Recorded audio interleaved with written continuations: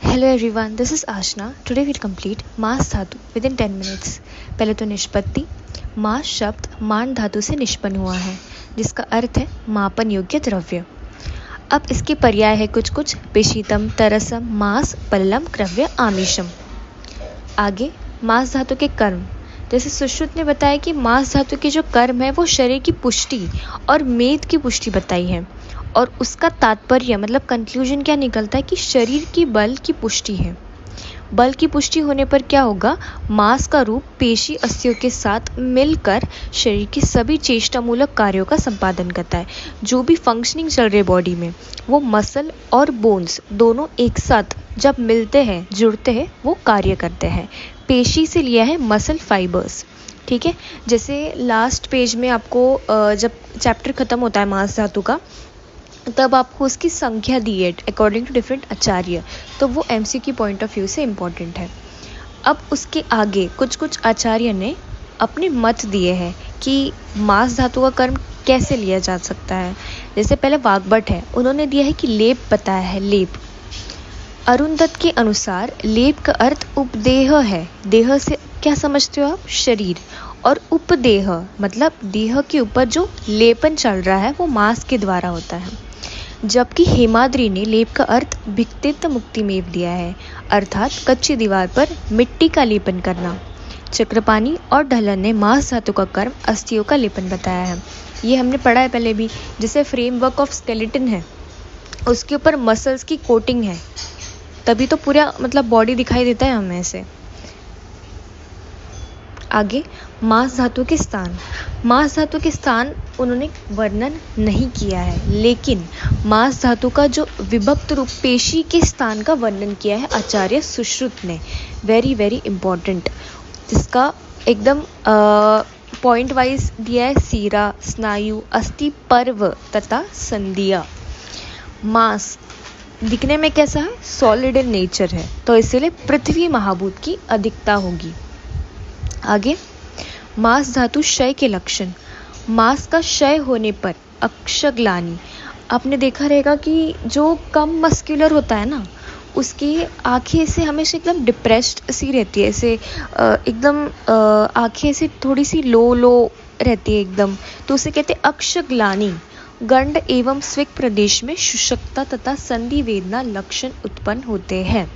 ठीक है, उनमें जॉइंट्स का पेन दिखाई देगा, और शुष्कता यानी थोड़ा सा ड्राइनेस कह सकते हैं, है ना।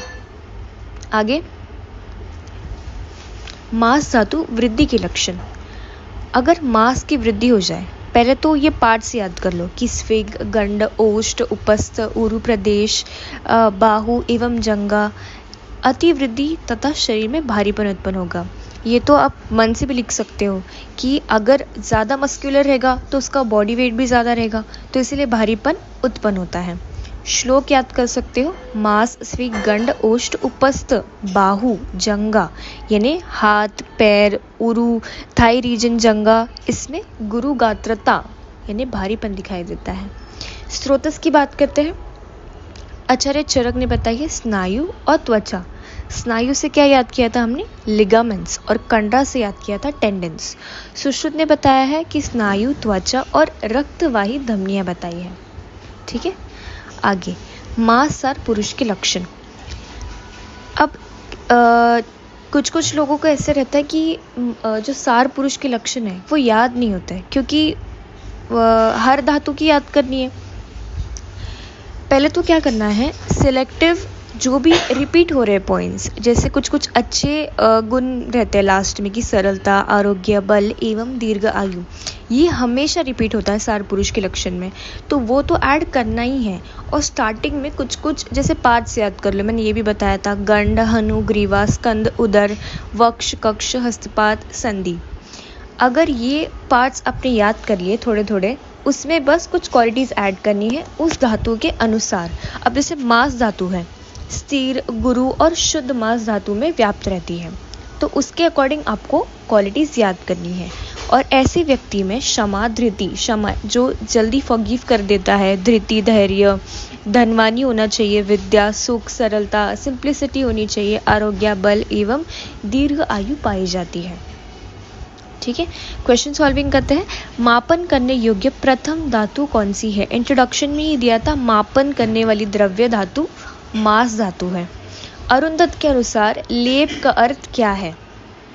उन्होंने बताया था उपदेह, है ना। और मिट्टी का लेपन किसने बताया था? मांस का रूप डैश बताया गया है। मांस का रूप क्या बताया? पेशी, है ना, मसल फाइबर्स। इनमें से कौन सा पेशी का स्थान नहीं है? सीरा, अस्थिपर्व, संधिया, त्वचा। त्वचा में तो है ही नहीं, है ना। इनमें डैश मांस व स्रोतस नहीं है। स्नायु, त्वचा, रक्तवाही धमनियां, रसवाही धमनियां। रसवाही धमनियां नहीं है, ये आचार्य सुश्रुत ने बताया था। Okay guys, see in the next video, bye bye.